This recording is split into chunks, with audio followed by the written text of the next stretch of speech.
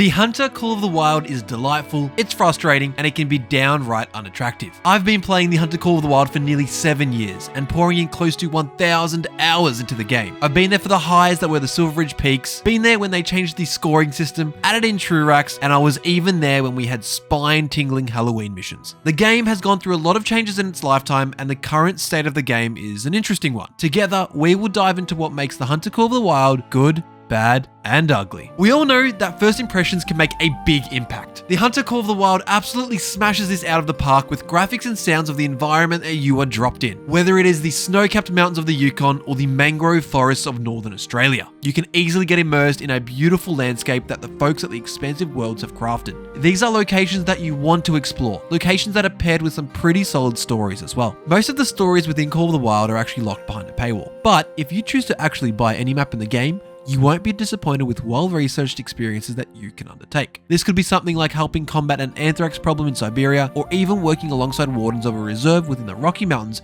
to help find lost yoga instructors. These stories vary in seriousness, but overall are very, very enjoyable. These are stories that have been implemented in every reserve DLC that the game has. These content updates, as well as quality of life updates, have been occurring for well over 6 years now, and I don't see Expansive Worlds slowing down anytime soon either. It's always great to see developers continue to build upon a game that the community enjoys. One thing that is really nice is that the Hunter Call of the Wild seems to be on sale like every other month. It's great for players who maybe want 1 month to buy the base game and then slowly build upon their Call of the Wild library as time goes on. As much as I would love to continue about telling you what's good about Call of the Wild, it's time we jump into the bad. Sorry to interrupt you here, but over 85% of you who watch my content aren't subscribed. If you like what you see and you want more Call of the Wild content, make sure you do so. Also, while you're down there, you might as well hit like on the video to help with the algorithm. Alright, let's get back to the review. Crashes. This is usually the first thing that people will tell you about with the Hunter Call of the Wild if they've had a negative experience. I must admit that with my mid to upper end PC, I rarely see a crash unless I'm streaming the Hunter here on YouTube or on TikTok. That being said, there are hundreds of reviews on Steam that would suggest that it's a big problem for some. The idea of hunting a great one fallow deer and my game just turning off would be really, really disheartening, seeing as that they can take up to hundreds of hours to find. Another thing that needs to be said is that not every map that Expansive World puts out seems to be liked by the wider community. There was definitely a string of like 3 or 4 reserves over 2 years that players were on for the first week and then just never touched again. These would include reserves like the one based in Mississippi. Speaking of community, there is a bit of a divide, to be honest. Whenever someone is vocal about how they play or their achievements, there is always a comment or 2 or more that are just there to put them down. People in multiplayer games are always getting kicked out for just joining a game as well. Look, I get that this isn't too different from what happens in plenty of other games, and the community is not nearly as toxic as other games compared to League of Legends or something like that, but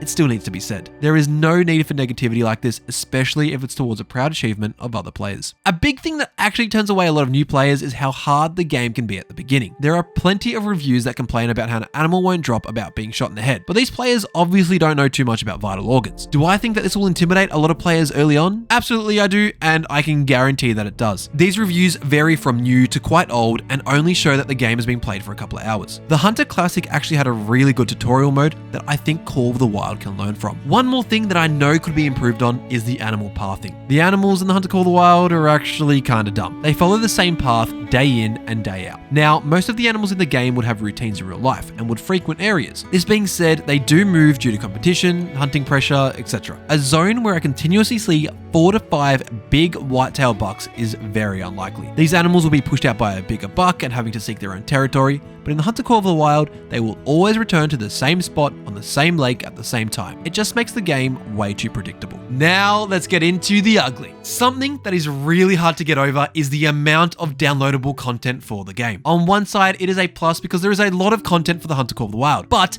it comes at an extra cost. This might be fine to some, but when content like vehicles, tents, and tripods are behind a paywall, it can become quite an issue. These are quality of life add-ons. The ATV is there to help you get around a reserve faster. The tripods allow you to shoot more than one animal in a zone without the group moving on, and tents allow you to fast travel to chosen areas. I would think that these are things that every player should be able to enjoy, but they are stuck behind another cost once they purchase the base game. These pieces of content are in most bundles, but should definitely be in the base game by now, or at least just make them a free DLC. Also, if you were to buy the base game and then all of the DLC individually, you would be set back hundreds of dollars. It's actually something I've probably done over the past 6 years now that I think about it. The Hunter Call of the Wild can be an amazing stimulation, tracking animals through beautiful scenery, working hard to place the perfect shot. The thing is though, the game is set up to be a really nice looking arcade shooting gallery. Once you learn a thing or two about the game, you're able to set up tents in perfect places and pair them with a tripod stand. By doing this, I'm aware of players who are able to harvest 50 animals in an hour. If you ask me, 50 animals in a day isn't a simulation. As you can probably tell, this way of hunting has been adopted by most of the community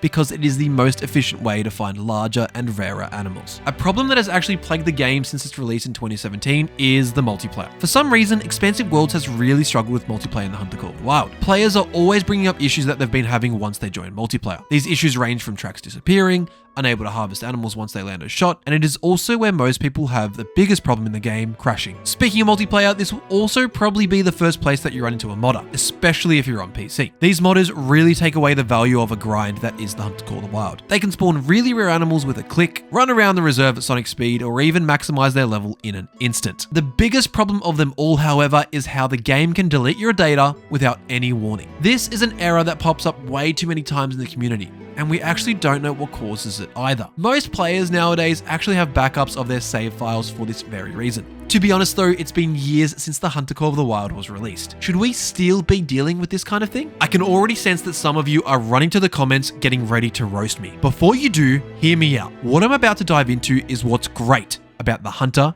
Call of the Wild. Although it does have its moments, the multiplayer is an amazing way for you to try out any of the reserves within Call of the Wild. If you head into multiplayer, you can actually pick any of the reserves whether you own them or not. Sure, you don't get access to the stories, your animals don't save, and you can't buy the weapons associated with the DLC, but at least you're able to explore the game at your own freedom. This is almost unheard of for any other game out there, even beyond the hunting genre. As of this video, the Emerald Coast is the latest content released. This has been such a big step in the right direction for Expansive Worlds. The animals are so unique, the environment is so well crafted, and overall, the community seems to love it. This is a great sign for the Hunter moving forward, and it is exciting to see what the developers have in store for us if this quality keeps up. There is not a single hunting game out there that looks so good, handles as well, and is still getting updated with the amount of animals that you can hunt in the Hunter Call of the Wild. The vast range of animals across what is nearing 20 hunting areas is sure to keep you busy and engaged for a long time. Similarly to the animals, the range of tools that you're able to harvest the animals within the Hunter Call of the Wild are vast as well. There are bows, shotguns, rifles, handguns, crossbows, muzzle loaders, and more to use. This is not to mention how much you're able to customize your loadout with skins,